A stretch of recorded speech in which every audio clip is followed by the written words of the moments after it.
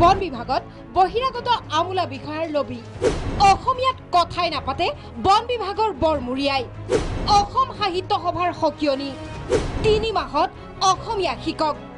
ৰাজ্য ভাষাক শ্ৰদ্ধা কৰক অন্যথা কথা বিষম হ'ব বন বিষয়াসকলক আমি মাতি আনিম ইয়ালে তেখেতসকলে আমাৰ লগত অসমীয়া ভাষাত যদি তেখেতে কথা নাপাতে আমি 3 মাহ সময় দিম অসমীয়া ভাষা আমি শিকাম ভাষা আটাইতকৈ স্পৰ্শকাতৰ বিষয় এই ভাষাক অৱমাননা যদি কৰে নহয় তেতিয়াহ'লে কিন্তু কথা বিষম হ'ব বুলি মই ক'ব পাৰোঁ সাহিত্য সভাৰ এয়া সকিয়নি বন বিভাগৰ আমোলা বিষয়ালৈ সভাৰ সভাপতি ডক্টৰ পৰমানন্দ ৰাজবংশীৰ মন্তব্য যে বন বিভাগ এটা উদাহৰণহে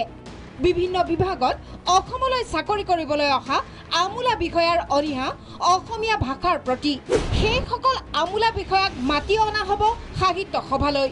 প্ৰশিক্ষণ দিয়া হ'ব অসমীয়া ভাষাৰ ইয়াৰ পাছতো একো নহ'লে সাহিত্য সভা নিজেই যাব আমোলা বিষয়াৰ ওচৰলৈ ইয়াত কিন্তু আমি মানে নিজৰ দপদপনিটো ইংৰাজী আৰু হিন্দী ক'লে নহ'ব ইয়াত কিন্তু নিজৰ প্ৰশাসনৰ যিটো ভাষা সেই ভাষা তেখেতসকলে জানিব লাগিব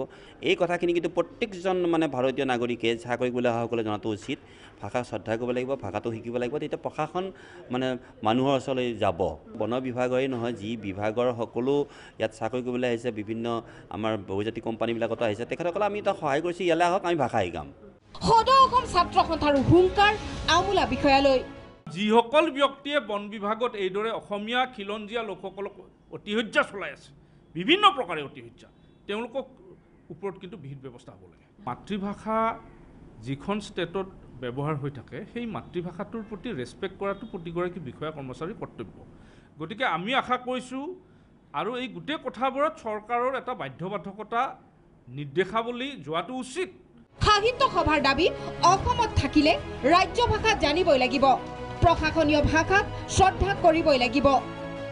ভিডিঅ' জাৰ্নেলিষ্ট বিকাশৰ সৈতে ৰঞ্জিতা ৰাভা প্ৰাগ নিউজ গুৱাহাটী